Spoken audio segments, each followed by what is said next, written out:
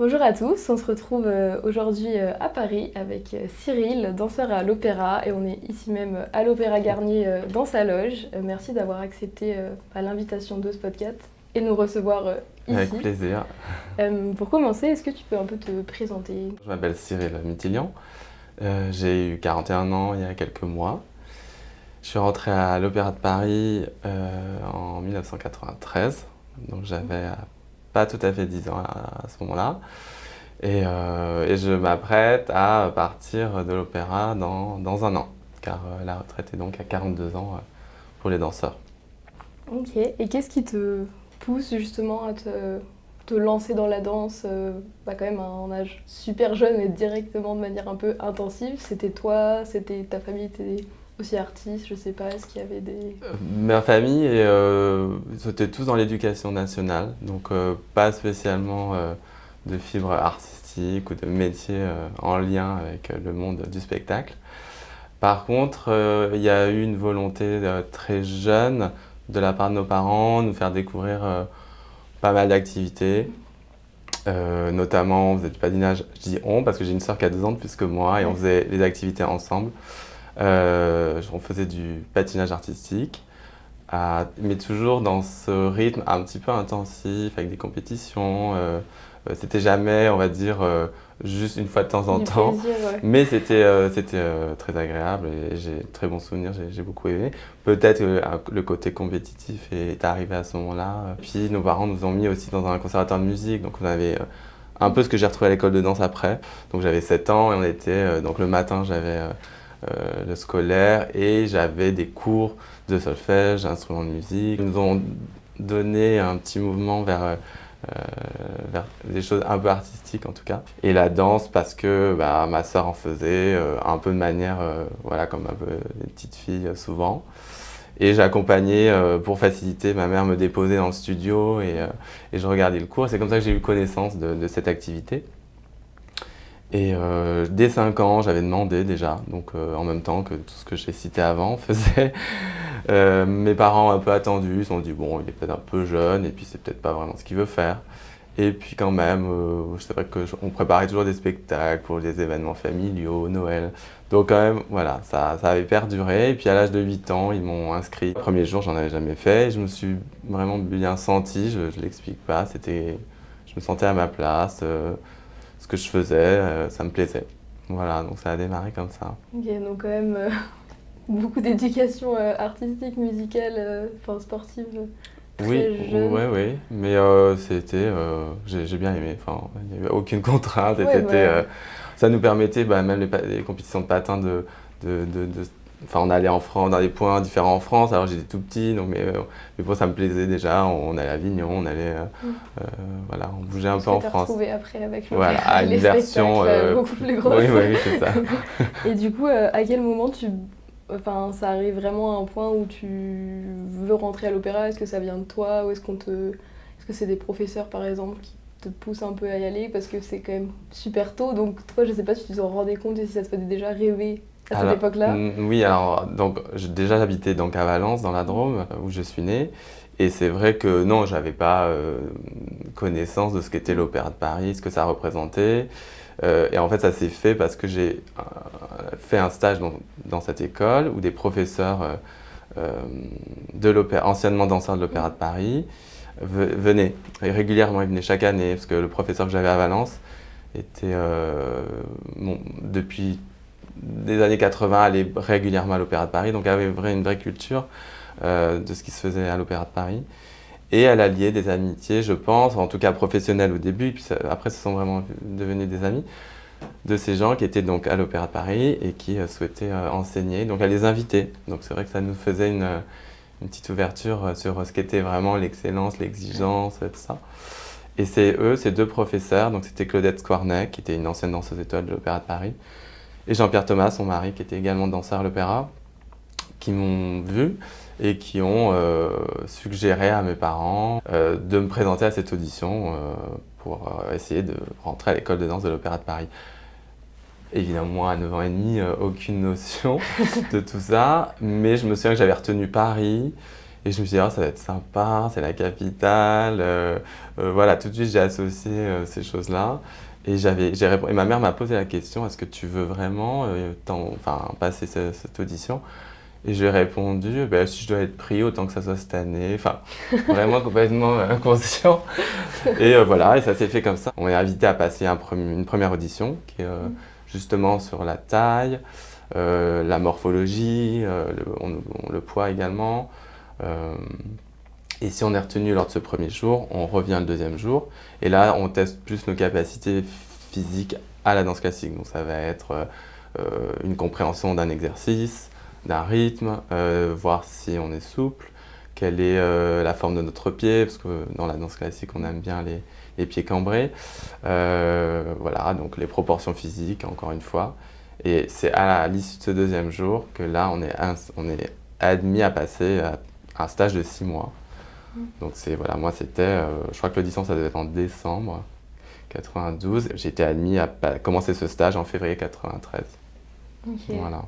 Et du coup, comment ça se passe après enfin, aussi jeune, on va dire, tu quittes tes parents, tu quittes ta famille, tu montes à Paris. Oui, non, on n'avait pas du tout de famille, à Paris, vraiment famille, on habitait à Valence, il n'y avait vraiment pas de lien, pas spécialement avec Paris. Déjà, l'école de danse est pourvue d'un internat. Par contre, le week-end, c'était fermé, donc il fallait absolument rentrer. À l'époque, le TGV, c'était pas comme maintenant, à Valence, il y a une ligne TGV jusqu'à Valence.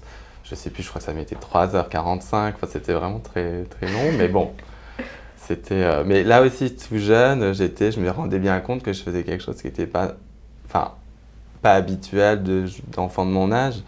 Prendre le TGV à Paris, le RER, tout ça. Donc au début, j'étais accompagné par des étudiants, enfin mes parents par des amis, ils avaient essayé de trouver quelqu'un pour quand même m'amener parce que j'étais petit. Mais je crois qu'assez vite, vers 14-15 ans, je faisais le trajet c'était habituel, tout seul. Oui, voilà, je le connaissais par cœur. Et il n'y a pas eu de difficulté ou quoi, d'adaptation, etc. T'étais juste heureux d'être là. Oui, j'ai une anecdote là-dessus. Vraiment la première semaine, en février 93, donc il n'y avait pas le portable encore, enfin pas aussi démocratisé que maintenant.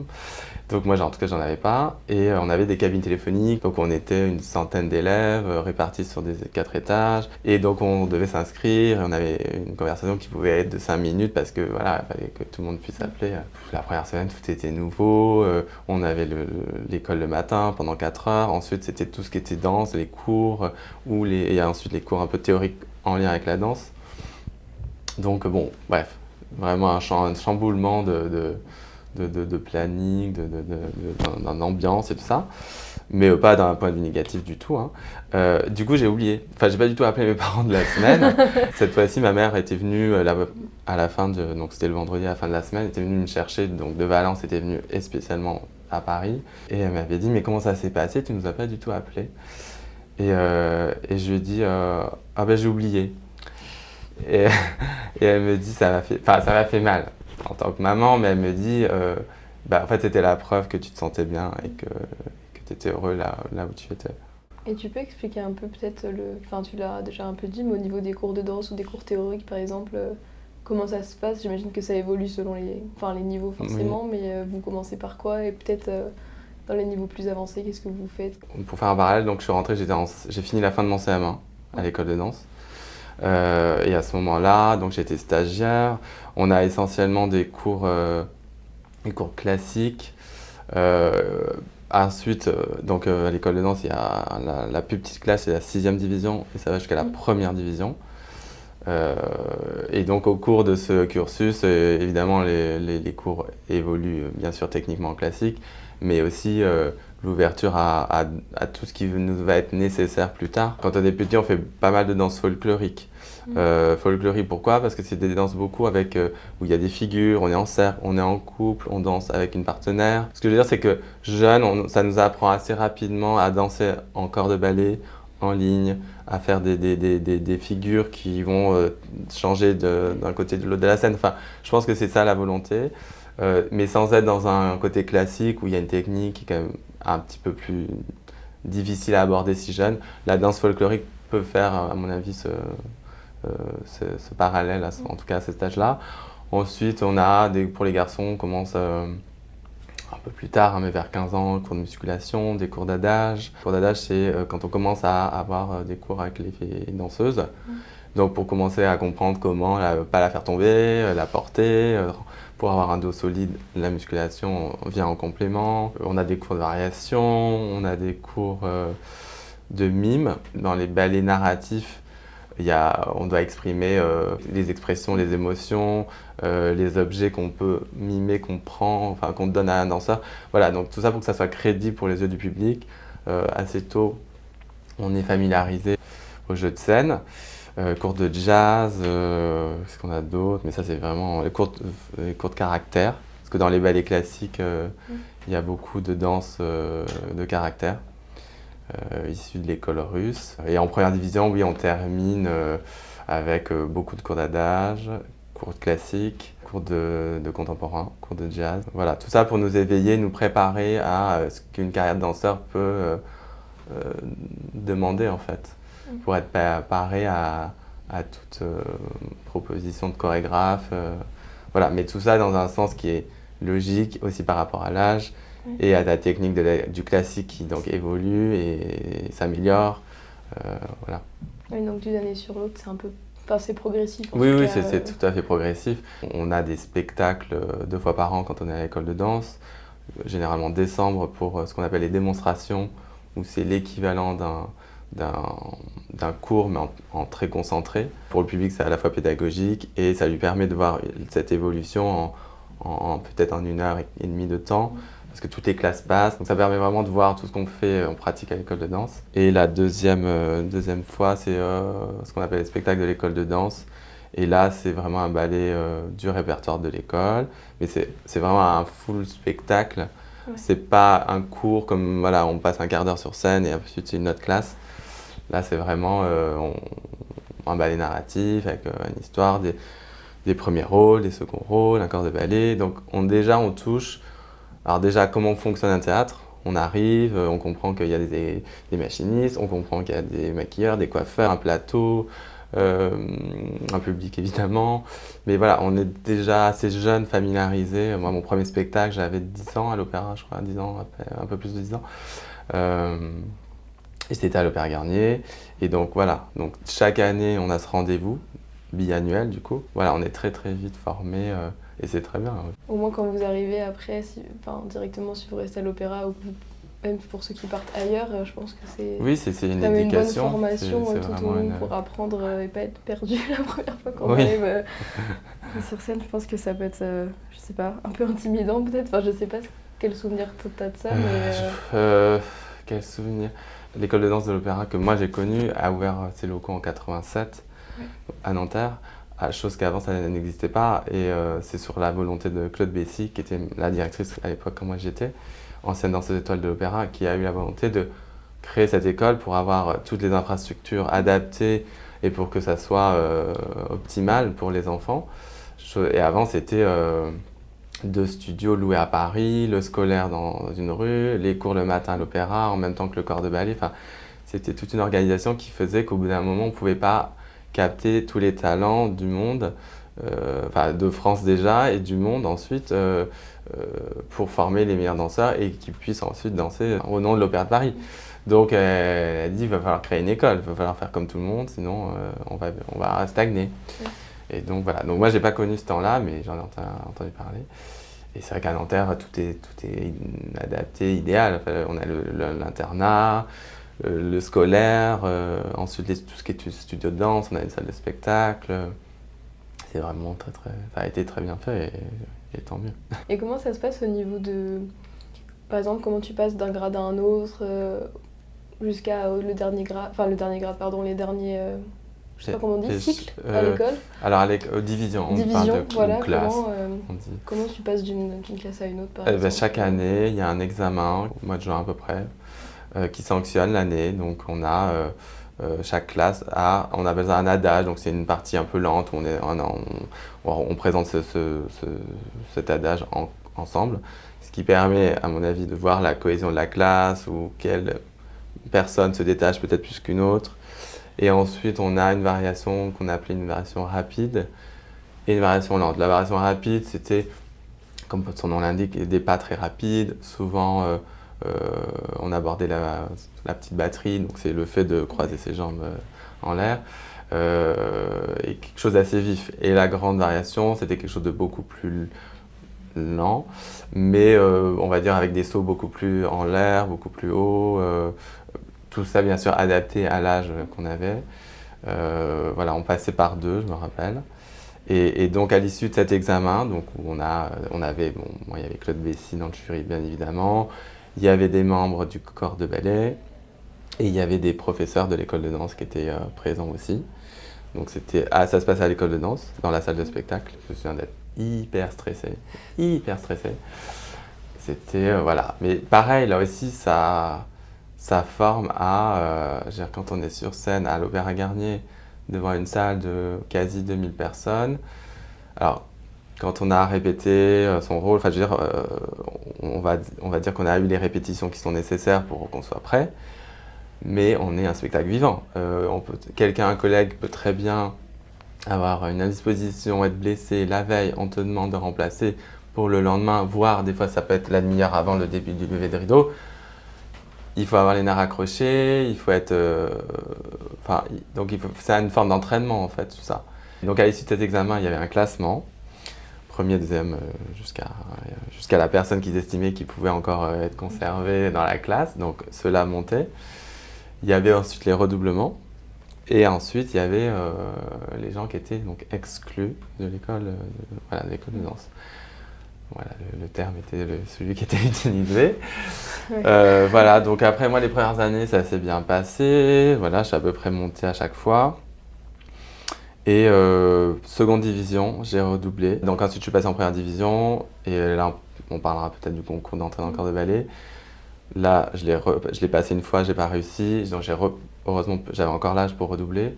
J'ai refait une fois et là après je suis entré dans le corps de ballet. Donc en fait la fin de l'école j'ai redoublé les deux dernières classes. Mais comme j'avais pas encore 18 ans, parce que c'est la limite, j'ai pu redoubler ces 2 années. Ouais. La première, j'étais physiquement jeune, j'avais 15 ans. Et en première division, quand j'ai redoublé la première fois, j'avais techniquement pas du tout réussi et c'était tout à fait logique. Mais j'ai eu la chance de pouvoir redoubler, donc refaire une année dans les conditions idéales pour passer mon bac aussi, parce que du coup je suis arrivé en terminale. Mais ce que je veux dire, c'est que le cadre était parfait. J'aurais pu me retrouver à avoir l'âge limite, et donc ça aurait voulu dire, peut-être j'aurais prolongé les études à la fac, me trouver des cours, ça aurait voulu dire ça. Et un an après, au mois de juillet, réessayer, et en étant peut-être dans un training moins optimal. Voilà. Ouais. C'est en ça que c'est parfait quand on est dans l'école. Parce que... Et il y a du coup, par exemple, à 16 ans, tu peux déjà intégrer l'opéra après en tant que tel, ou il y a quand même un âge aussi en tant que professionnel? Comment ça se passe? Oui, non, il y a eu des cas à 15 ans, mais là, c'est vraiment des dérogations qui ont été demandées. Maintenant, ça se fait quand même moins. Enfin, je veux dire, il y a moins de candidats qui ont cet âge si jeune. Mais si je n'avais pas redoublé ces 2 dernières années, j'aurais pu rentrer à 16 ans. Ce que l'opéra impose, entre guillemets, c'est d'avoir le brevet des collèges. Voilà, donc c'est pas non plus inaccessible. Et donc les gens ont... ils sortent de la 3e, ils ont 15 ans et demi, quoi. Oui, c'est ça. 15, donc voilà, c'est juste... mais il y en a moins en moins. Et puis de toute façon, au final, je suis allé jusqu'au bac, que j'ai obtenu la même année que le concours d'entrée dans le corps de ballet. Donc c'était vraiment T'as tout fini. C'était juillet 2001, c'était la bonne année pour moi. Je veux bien que tu nous expliques maintenant le concours d'entrée justement à l'opéra, comment ça se passe, je sais pas s'il y a des critères particuliers ou comment ça fonctionne en tout cas. Tu peux nous en dire un peu plus? Oui, donc le concours d'entrée dans le corps de ballet, donc lorsque j'étais en première division. Donc ça se passe sur la scène de l'Opéra Garnier, toujours vers la fin de saison, enfin la fin d'année, donc juin, juillet. Moi c'était le 3 juillet. Et on a d'abord un passage d'adage, donc avec nos partenaires qu'on nous assigne.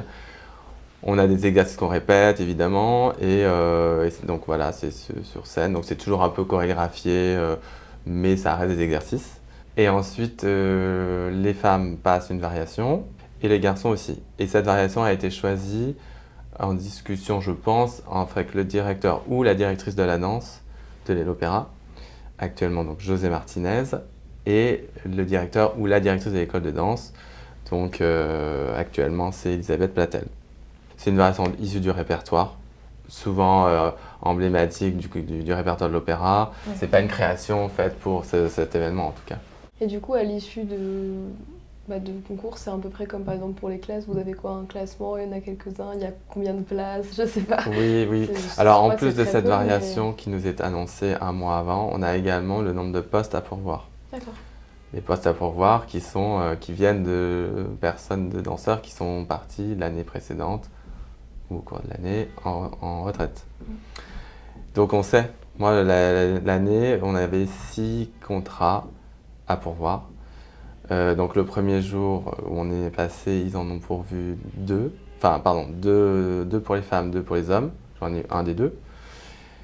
Et ils en ont gardé 2 autres parce que le lendemain, il y a une audition qui est ouverte à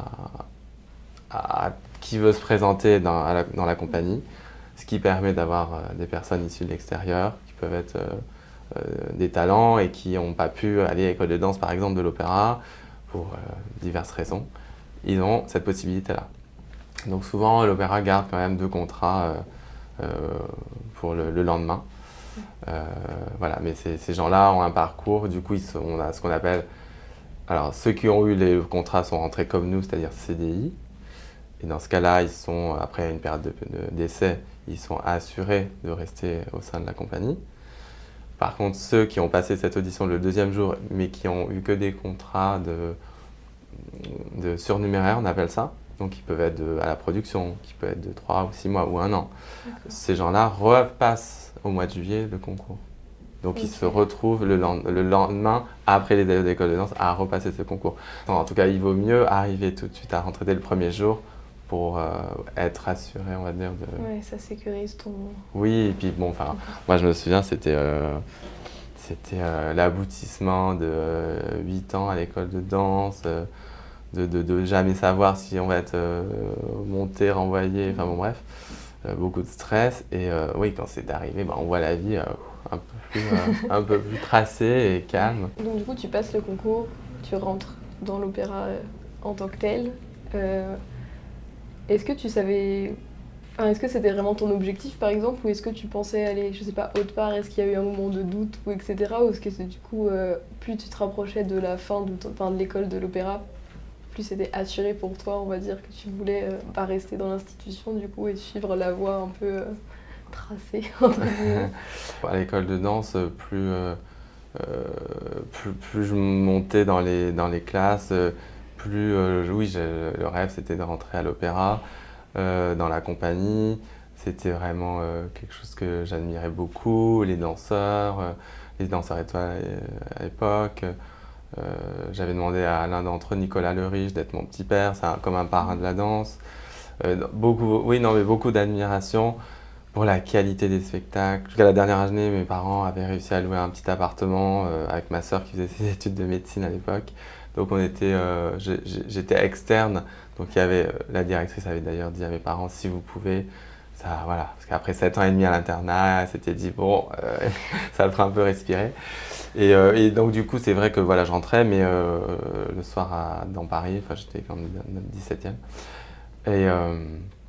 Et ça me permettait parfois d'aller à l'opéra, voir des spectacles. Une grande admiration et un sentiment de fierté d'appartenance, mais à l'époque pas tout à fait, puisque j'étais jamais sûr d'être reconduit, en tout cas de passer dans les classes supérieures et de rentrer dans le corps de ballet.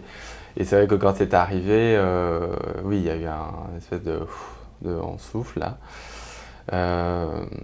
Mais c'était évidemment de la joie, beaucoup de bonheur pour mes parents, mes grands-parents, qui avaient beaucoup soutenu de manière indirecte, parfois financière. Donc quelque part c'était la récompense de tout le monde. Et du coup, comment tu t'adaptes, ou je sais pas si c'est une adaptation, mais quand tu passes on va dire, du coup, d'élève vraiment danseur, professionnel, même si tu restes un peu dans le même environnement général, comment tu transitionnes? Est-ce que c'est vraiment différent? Est-ce que tu t'adaptes Oui, parce que oui, tu as oui, déjà oui. eu la formation avant? C'est vraiment différent on est considéré, en fait on passe vraiment du lycée à la vie professionnelle. Il n'y a pas de sas. À l'opéra, on est considéré comme des adultes, on est dans un milieu professionnel. Donc on signe un contrat et voilà, on nous distribue sur des spectacles. Les cours sont le matin, les répétitions l'après-midi et s'il y a spectacle, c'est évidemment plutôt le soir. À l'école de danse, c'est toujours pareil.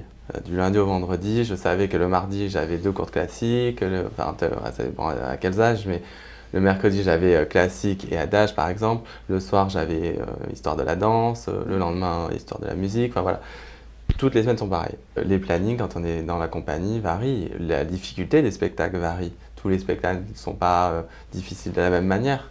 Physiquement aussi longs, enfin en termes de temps, ils ne sont pas toujours tous aussi longs. Donc c'est un peu en dents de scie. Maintenant, il y a plus de spectacles quand je suis rentré. J'entends dire qu'on est à peu près à 170 spectacles par an de ballet. Donc on a un petit peu moins de répétitions maintenant, mais quand même, du coup, c'est très concentré. On doit quand même très très vite apprendre, très très vite être prêt. Donc tout ça fait que on ne peut pas s'inscrire dans une stabilité, même si on est quand même constamment distribué, que les spectacles s'enchaînent et tout ça. Donc il faut quand même avoir une autodiscipline que l'école des danses quand même nous enseigne bien. Mais oui, il faut avoir une bonne autodiscipline. On est enfin pas à l'égal de ceux qu'on admirait, mais on est au moins plus proche d'eux. On apprend en regardant. Les premières années, on danse pas forcément tout de suite. Pour ma promo, ça n'a pas tout à fait été le cas. On a dansé assez rapidement sur scène. Donc on a été très vite entouré d'être mis comme ça, entouré des anciens. Mais c'est une façon aussi d'apprendre. Et comme ça, on apprend très vite. Et dès qu'on reprend le même ballet, on a les mêmes références. Donc du coup, tout ça fait que ça permet de maintenir une qualité. Et les années ensuite, on a eu un peu moins. Donc, c'est-à-dire qu'on dansait, nous, les petits jeunes qui rentraient, on était plus en coulisses, mais ça a aussi une vertu, c'est-à-dire qu'on vraiment regarde les anciens, on regarde comment ils font. La chorégraphie, on s'en imprègne, et quelque part, quand le jour, peut-être 5 ans après, puisque les programmations changent beaucoup, on reprend tel ou tel ballet, et ben, on a des automatismes où on nous explique une fois la chose et tout de suite on l'a capté parce on a été nourri. À force d'avoir vu le spectacle quand on était élève, on allait à l'opéra, une fois qu'on rentre dans le ballet, on regarde les répétitions. Donc c'est ça aussi la force de l'opéra, c'est de pouvoir avoir de visualiser des gens qui ont eux-mêmes visualisé, des gens qui ont beaucoup eux-mêmes fait ce qu'on va faire, qui fait que c'est une transmission impalpable, parce que oui, on a la vidéo bien sûr, mais voilà, c'est assez limite aussi. Et surtout dans le milieu artistique où c'est plus que lever le bras et c'est plus que lever la jambe qu'on nous demande. Et ça permet de maintenir une qualité. Et à un moment où justement les spectacles non augmentent, c'est précieux parce que ça évite de perdre du temps enfin perdre du temps. C'est-à-dire que ce temps-là n'est pas nécessaire puisque les gens s'en sont nourris sans avoir à travailler, mais à avoir regardé, à avoir été en contact. Et comment, un peu dans cette idée-là, justement, tu te prépares, physiquement, j'imagine que c'est forcément les entraînements, etc., mais plus niveau interprétation, etc. Est-ce que du coup, tu avais, justement, comme tu dis, en te nourrissant, c'est assez facile, ou est-ce que pour toi, c'était, je sais pas, est-ce qu'il y avait des techniques ou des choses que tu fais pour rentrer dans un rôle ou dans un type de ballet, que c'est quand même pas les mêmes histoires à chaque fois? Oui, oui, oui. Alors, comme on parle des rôles un peu type pantomime ou des rôles de caractère, on pourrait dire, j'ai envie de dire ça tombe bien parce que j'en ai fait, là, coup sur coup, j'en ai fait 2, dont voilà, un qui était dans La fille m'a gardé, c'était le rôle de la mère Simone, c'est un homme qui joue le rôle de la mère pour donner un côté plus comique. Et là, c'est vraiment, oui, que du caractère. Il y a une danse qui est très connue, la danse des sabots, mais le reste, c'est quand même beaucoup du personnage. Et c'est très intéressant d'étudier comment avoir un comportement qui soit crédible, avoir une attitude ou un regard qui soit comique. Après là, on est dans quelque chose de comique, donc c'est beaucoup dans le rythme, c'est beaucoup dans la surprise du public, un peu à la Louis de Funès, on va dire. Je m'en suis un petit peu, enfin inspiré évidemment sans avoir son talent, mais c'était un peu l'idée. C'est un personnage qui est drôle, c'est quelqu'un qui joue une mère, qui a choisi quelqu'un pour sa fille, qui est évidemment plus riche que le copain que la fille a choisi. Bon, c'est toujours un peu pareil. Mais ça a été... et on se rend pas compte, mais la pantomime, c'est hyper précis. Et là, je suis sur un autre rôle qui s'appelle le rôle d'Hilarion dans Gisèle, que je danse ce soir d'ailleurs. Et là, c'est pas du tout comique, mais on est dans notre siècle, on est en Allemagne, on est sûrement au XVIe siècle. Enfin, bon, bref, l'histoire de Gisèle. Et là, c'est pareil, il y a des choses à faire attention, on peut être anachronique. C'est un bûcheron, c'est un bon gars, c'est quelqu'un qui est issu de la paysannerie. Donc, il faut aussi avoir l'air, faut pas se comporter comme un prince. Enfin, voilà, il faut faire des gestes ou des attitudes qui ont l'air d'être de 2024. Et encore une fois, le public est de face, il est loin. Donc, il y a une façon d'être par rapport à lui, d'être plutôt face, même si on va montrer un geste, ben, on va pas se tourner comme ça. Parce que là, on ne verra que le profil, je vais être comme ça pour que les gens de face voient. Donc, ouais, c'est tout ça qu'il faut comprendre et apprendre. Mais c'est super intéressant. Et on a des bons... je pense à Elisabeth Morin qui est super sur ces choses-là, qui a un œil, qui analyse. Et ça se joue à rien. Pour arriver comme ça un peu en fin de carrière, on a peut-être plus la compréhension et la maturité. On ose en tout cas peut-être plus faire des rôles... où il y a peut-être un peu moins de danse, mais il y a quand même beaucoup plus de personnages. Chose que on passe le plus dans notre carrière à danser des choses où en classique en tout cas, ce qui a été mon cas, j'ai fait beaucoup de classiques, où en gros c'est la technique qui est mise en avant et il n'y a pas tellement de personnages, un petit peu, mais c'est quand même moins le cas dans le corps de ballet. C'est beaucoup la technique, l'élégance, sourire, être beau, enfin voilà. Donc c'est des choses qu'on apprend un peu plus tard à casser cette carapace, d'être un peu trop toujours élégant ou toujours souriant. Bah voilà, quand on fait quelqu'un qui est en colère, quelqu'un qui a envie de poignarder le prince, enfin, il faut que ça soit... On pense que j'ai vraiment envie de le poignarder en fait. Faut pas que ça soit juste parce que je sens le poignard qu'on comprend que je veux le poignarder. C'est vraiment toute une façon d'être et d'avoir préparé en amont la scène et jusqu'au moment où le public voit la réaction, il se dit ah bah oui, vu comment il se comporte depuis le début, c'est crédible qu'il le fasse. Enfin, donc c'est des choses, tout est une réflexion, enfin tout est réfléchi en fait. Ouais, c'est ça, il n'y a pas de hasard. C'est quoi par exemple je sais pas si tu as un ballet, une scène préférée, ou si c'est pas un ballet mais du contemporain, que justement toi t'aimes bien faire particulièrement Bah, les Est-ce que choses... c'est dur comme question peut-être Bah ça dure que ça fait 30 ans là maintenant. Non, je me souviens que j'avais beaucoup aimé en ballet contemporain un ballet de William Forsythe, qui est un chorégraphe américain, qui a créé pour l'opéra depuis déjà les années 80 et qui a continué à le faire depuis les années 80, on va dire. Et voilà, c'est un ballet qui s'appelait Artifact Suite, je me souviens. Et c'est vraiment le corps de ballet qui était mis en avant. Voilà, bon, après la pièce, il faudrait la voir pour s'en rendre compte, mais non, moi c'est vraiment un chorégraphe que j'aimais beaucoup et j'étais ravi quand j'ai commencé à aborder son répertoire. J'ai fait plusieurs pièces, parce que l'opéra le programme régulièrement. Et j'ai même pu travailler aussi avec lui et quand il a remonté une de ses pièces. Et donc on a travaillé avec lui, donc là, c'était super. Là on était à l'essence pure de son travail et c'est un génie. Enfin, la façon dont il bouge, la façon dont il crée, alors que à plus de 70 ans, je pense, mais on dirait un jeune homme, quoi. C'est la danse qui conserve, on va dire. Est-ce que tu peux expliquer, parce que je pense que c'est toujours un peu mystérieux, le fonctionnement un peu de l'opéra, des grades, etc. et des des différences peut-être qu'il y a entre quelqu'un qui est dans le corps de ballet, mais on va dire avec un grade plutôt bas, que bon, forcément danseur étoile, le grade ultime. Voilà. Ouais. Donc en fait à l'opéra on a 5 grades. Le premier, donc quand j'ai intégré la compagnie en septembre 2001, donc j'étais quadrille. Ensuite on a coryphée, ensuite on a sujet, ensuite on a premier danseur et ensuite on a danseur étoile. Tous ces grades s'obtiennent par concours de promotion interne qui ont lieu en novembre maintenant. Avant c'était en décembre. Donc les quadrille, coryphée, sujet, toutes ces classes-là passent. Le nombre de contrats varie selon les départs en retraite. En tout cas, il y en a peu et il y a plus de candidats que de postes souvent. évidemment. C'est pyramidal parce que voilà, c'est... Oui. Et donc le titre de danseur étoile, c'est une nomination donnée par le directeur de l'opéra en concertation avec le directeur de la danse de l'opéra. Il nomme à l'issue d'un spectacle, souvent la personne a fait le rôle titre et elle est nommée danseur ou danseuse étoile devant le public. Enfin, en tout cas, ça se fait assez généralement comme ça. Et donc c'est souvent une surprise, c'est pas totalement connu à l'avance en tout cas. Le mythe qu'on sait tout, non. Parfois c'est une vraie surprise. Et évidemment que quand ça arrive, c'est pas n'importe qui est nommé danseur étoile, donc de toute façon on se dit bien qu'un jour ça va arriver. Notamment dans les premiers danseurs et premières danseuses actuelles, on se dit bien qu'un tel méritera. Il suffit juste de peut-être le bon rôle, le bon soir pour que ça arrive. Donc, mais en l'occurrence, c'est pas un bruit de couloir le jour même, on n'en sait rien. Et voilà, et donc on est évidemment ému pour la personne.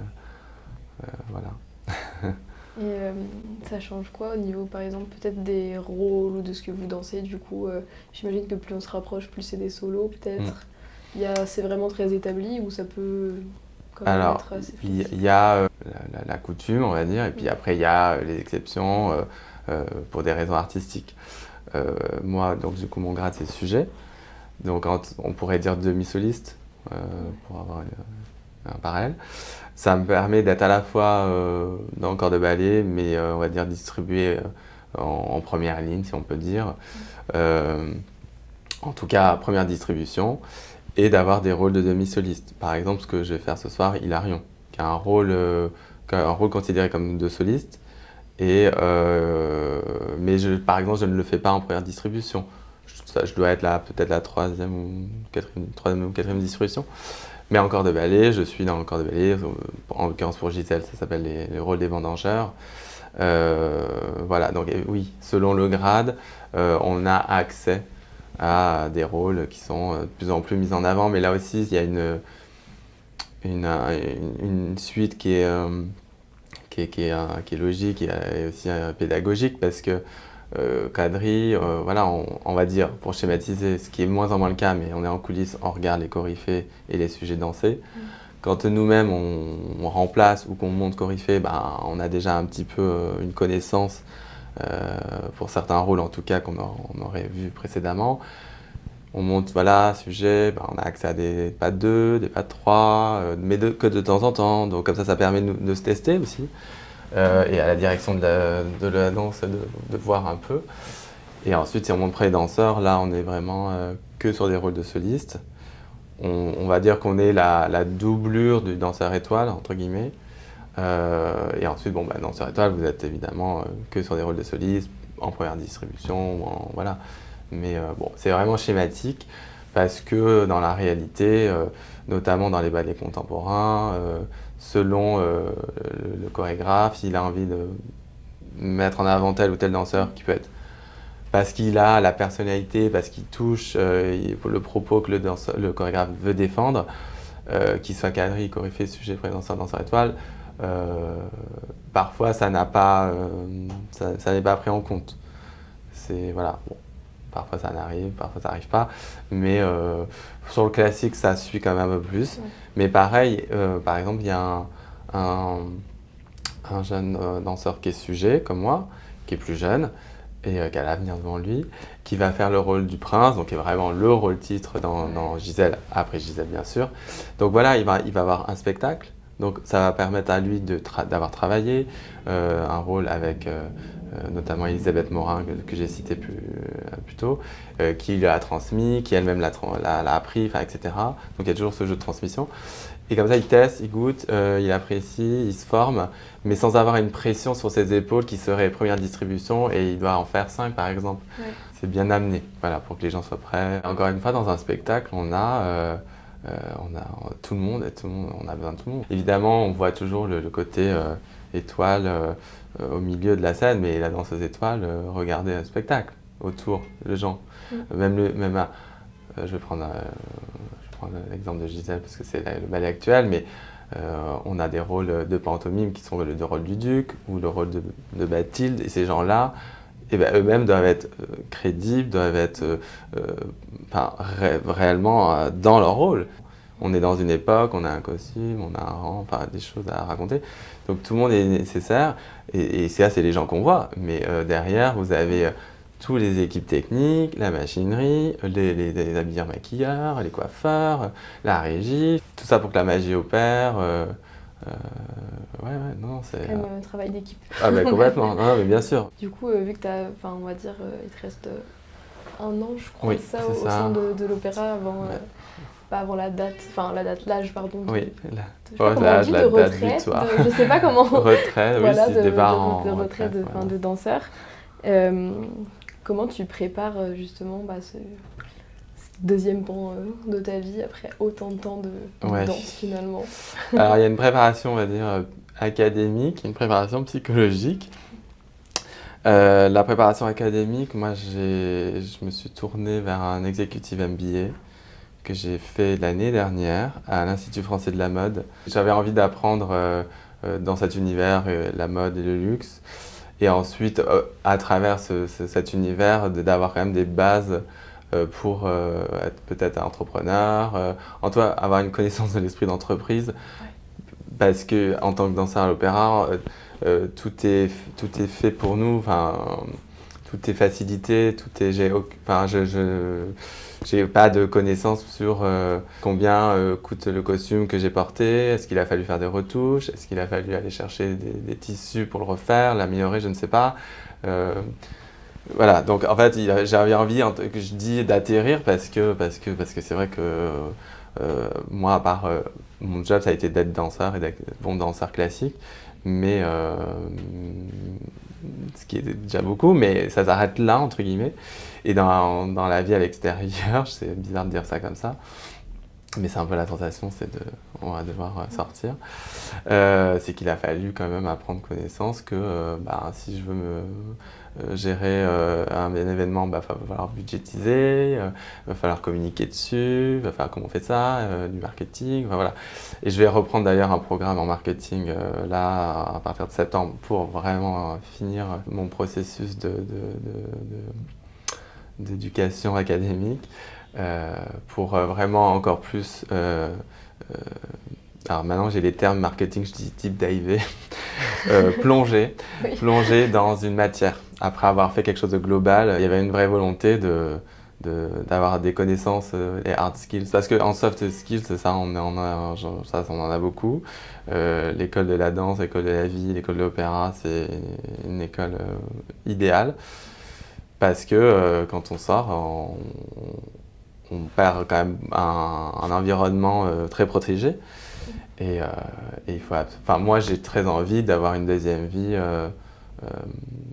aussi agréable, en tout cas, et qui soit épanouissante.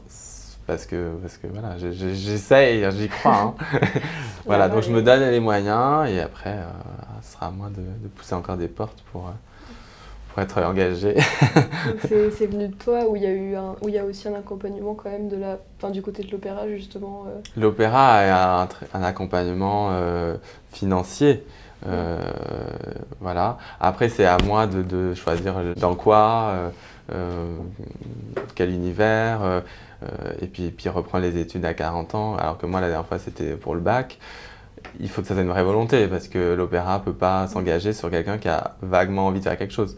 C'est vraiment moi, j'ai dû démarcher pour avoir les financements, parce que j'ai demandé aussi à l'extérieur, rencontrer des acteurs de ce milieu qui travaillent à la communication, aller dans les grandes maisons, leur demander expliquez-moi votre métier, parce qu'il y avait un côté un peu fantasme, et puis de me renseigner, oui, complètement. Oui. Mais c'est très bien, ça a été un chemin utile.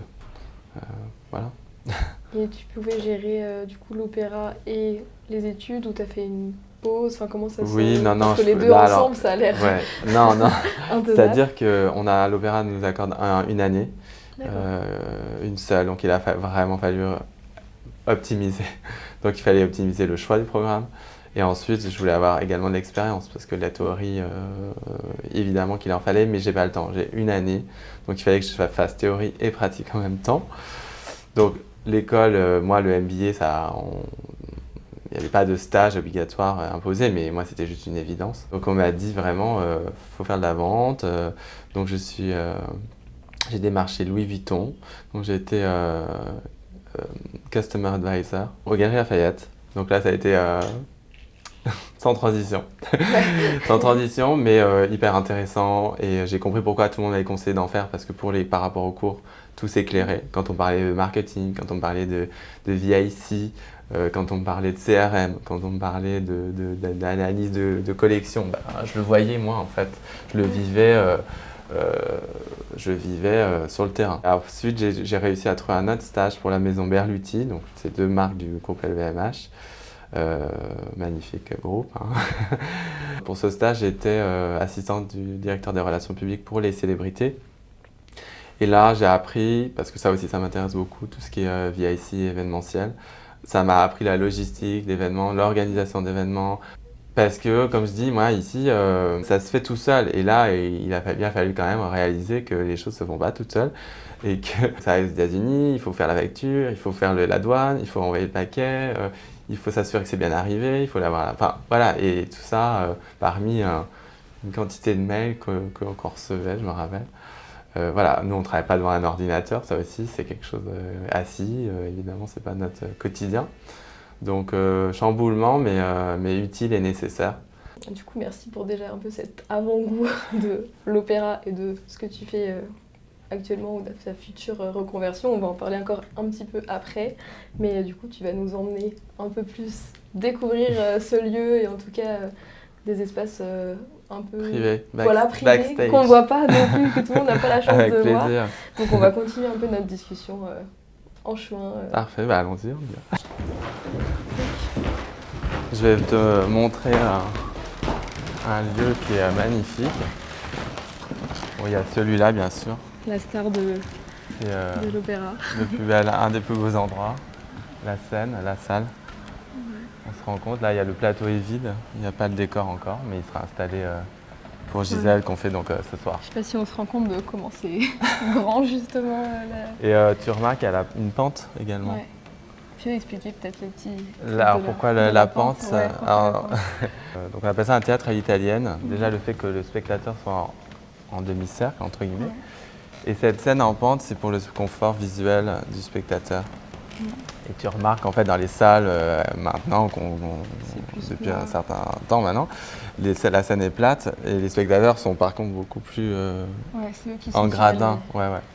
Voilà. Donc, et comme ça, tout le monde a l'air d'avoir, les danseurs ou les artistes ont l'air d'être à peu près de la même taille aussi. Enfin, voilà, parce que selon comment tu places ta chorégraphie, voilà, par rapport à cette scène. Jeu de placement qui Mais c'est des théâtres faits au 19e, pensés pour une société qui à l'époque venait à l'opéra pour se montrer, qui parfois louait des loges à l'année. Voilà, donc c'est d'un autre monde, un autre temps, mais on a conservé, on va dire, la scène en pente et évidemment l'architecture de la salle qui est magnifique. Et là, je te montre le foyer de la danse, qui est donc situé juste derrière la scène et qui est un peu le dernier endroit où les danseurs on se prépare parce que c'est très proche de la scène. Et du coup, c'est quoi je sais pas, t'as un petit rituel ou quelque chose avant de monter sur scène justement, comment tu t'échauffes ou pas, c'est combien de temps avant, comment ça se passe? Ce soir, je vais aller à la coiffure d'abord à 17h30. Ensuite, ça va me prendre à peu près une vingtaine de minutes. Ensuite, je vais au maquillage, ça va me prendre je pense entre 20 et 30 minutes. Je vais mettre mon costume que la veilleuse aura déposé devant ma loge. Je vais m'habiller, je vais venir ici me chauffer. Voilà, j'ai pris le cours ce matin, mais donc là ça va vraiment être un réchauffement et je vais avoir 19h, une bonne demi-heure d'échauffement parce que le rideau se lève à 19h30. Je vais aussi réviser tout ce que je dois faire pour pas rien oublier et pour me remettre un peu dedans parce que voilà on a eu 2 jours de repos donc voilà, se remettre un peu dedans. Et ce soir, il y a mes parents dans la salle aussi, donc petite pression ça me fait plaisir. Oui, non, mais je suis content qu'ils viennent, parce que c'est un peu tout. Là, maintenant, je commence à dire, c'est la dernière Gisèle. C'est le dernier spectacle. Après, ce sera le dernier Lac des Cygnes, donc c'est quand même des ballets emblématiques. Là, on voit les médaillons, c'est les portraits des danseuses qui ont un peu marqué l'histoire de l'opéra. Alors évidemment, comme l'opéra a été inauguré, celui-ci, en 1875, Bon, bah, forcément, ça s'arrête à peu près à ce moment-là. Ouais. Mais, et c'est marrant parce que selon la date, et moi j'aime bien regarder, on reconnaît l'époque avec les coiffures qui sont différentes. Ah oui, ouais, c'est vrai. La personne qui a créé le rôle de Gisèle, elle écrit en 1841. C'est donc Carlotta Grisi, elle a des raisins autour de la tête parce que c'est une couronne dont on la coiffe au premier acte parce que c'est la fête de la vendange. Voilà, donc ça explique la présence des raisins là. Et donc voilà, c'était elle. On va aller dans un autre studio. On continue notre visite. Ouais. Studio qui s'appelle Chauviré, comme la danseuse étoile. Ok. Yvette Chauviré, qui est donc grande danseuse de l'Opéra de Paris, qui a été nommée danseuse étoile en 1941, je crois, Ok. et qui est décédée à l'âge de quasi 100 ans. Ah oui. Bonjour. Bonjour. Bonjour. Hop, on va prendre l'ascenseur. Bon, alors là, je t'ai emmené dans le couloir qu'on appelle le couloir des 100 mètres, parce qu'il fait, je crois, quasiment 100 mètres. Ouais, c'est assez impressionnant. Et voilà, là, en tout cas, on se dirige vers ce qui étaient les studios que les élèves de l'école de danse utilisaient avant que l'école de danse à Nanterre ouvre, donc avant 87. Sans les escaliers en bois, les anciens studios, tu vois. Et c'est assez magique de se balader. Mais on y va souvent parce qu'il y a quand même des studios où on répète. Et il y a aussi notre salle de musculation. Ok.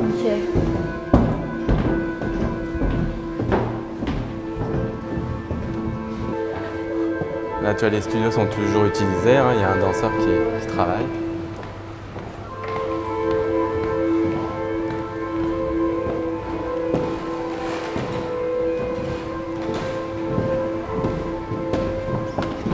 C'est un peu un labyrinthe quand même. Oui, mais ça, c'est normal quand on ne connaît pas au début. Mais donc voilà, nous, on va aller. Je vais t'emmener au studio Chauviré.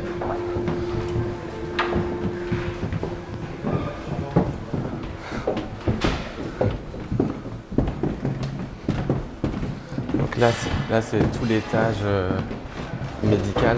C'est là où on a le médecin, on a les ostéos, les kinés. C'est génial, hein, on a tout sur place. On a la salle de muscu, la salle de sport qui est juste là. Et tu vois, on n'est plus dans le velours, les dorures. Ouais, on mais est vraiment toutes les images qu'on voit dans tous les vieux reportages, ouais, films, etc. Oui, non, c'est vrai. Bah, c'est tellement emblématique. C'est tellement emblématique. Donc on va aller là. Ouais.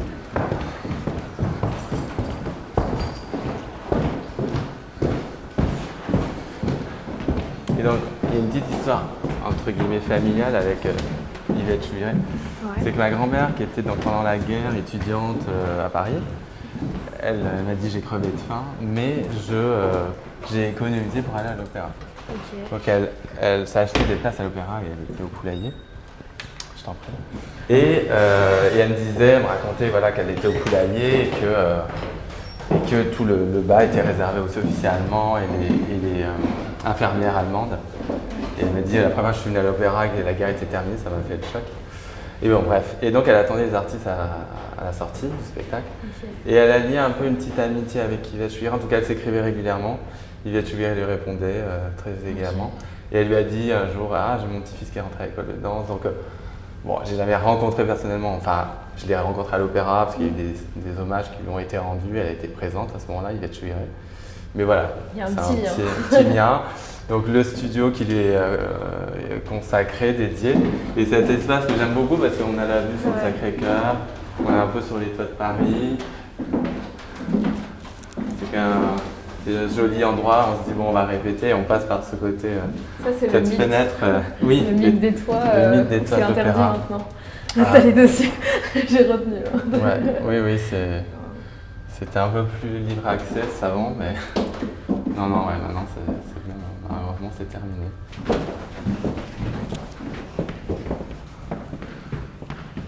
Bon, là c'est des studios qui font très guerriers, je pense, dans l'imaginaire collectif. Vous répétez quand même encore dans ces Mais on espaces. répète ici, oui, on répète ici. Alors c'est pas les grands studios, on en a des beaucoup plus grands, on en a 3 notamment plus grands. Mais ici, voilà, c'est c'est intime, voilà. Puisqu'on parle un peu répétition, tu t'entraînes combien de temps par exemple les répétitions? C'est quoi le... Alors on a un cours le matin de 1h30, un cours de danse classique.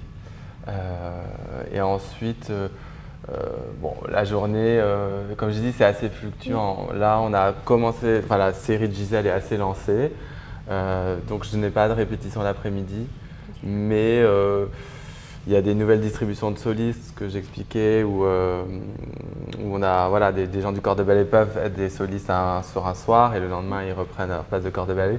Donc on va répéter pour ce couple qui va avoir son spectacle. Je crois que c'est demain la répétition, donc on va tous l'après-midi répéter. Donc c'est variable, on peut avoir vraiment un temps, une après-midi libre de disponible avant le spectacle. Mais bon, souvent quand on a une répète, soit du spectacle en cours, soit du prochain spectacle. Là, le prochain, c'est le Lac des Cygnes. Tu vois, on est à cheval entre la personne qui va faire Gisèle et Albrecht et le lac. Donc, tu vois, on est toujours constamment...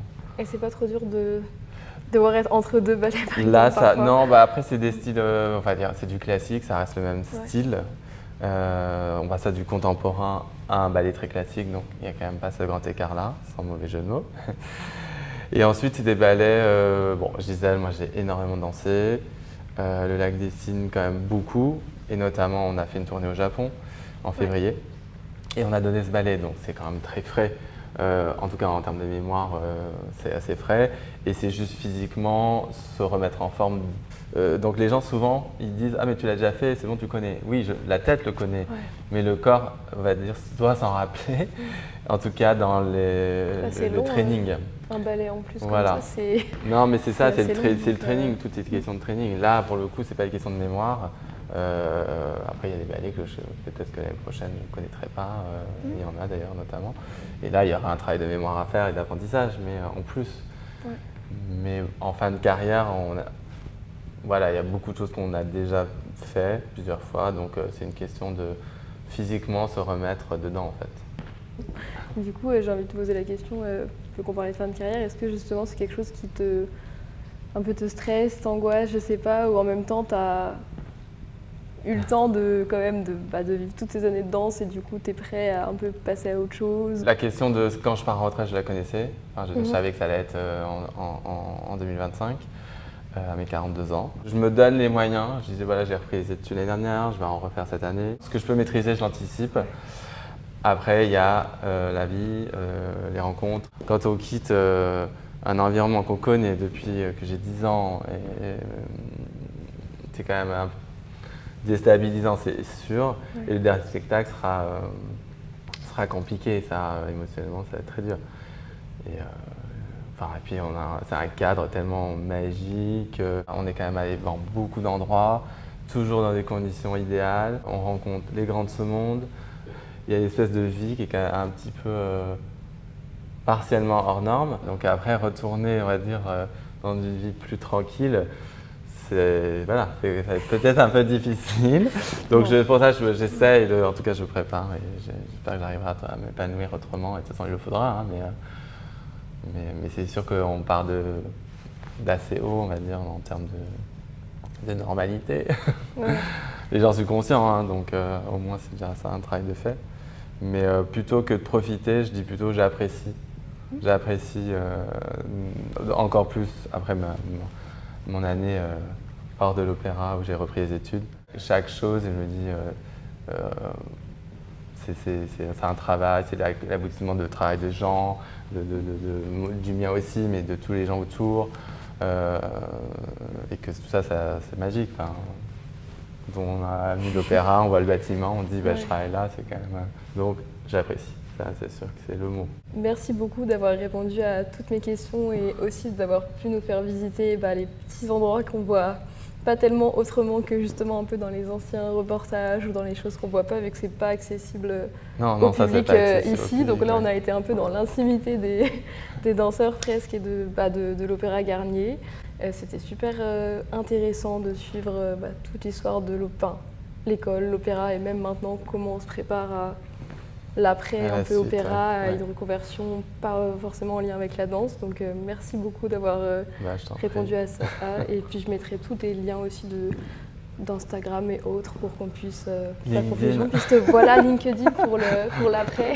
Non, mais pour qu'on puisse voir ce que tu fais et ce que tu feras. Ouais. Et puis, on va terminer vers le grand escalier Voilà. pour quand même Qui aura immortaliser un peu évidemment un lieu emblématique. le moment. Mais merci beaucoup. Ok, bah on y va.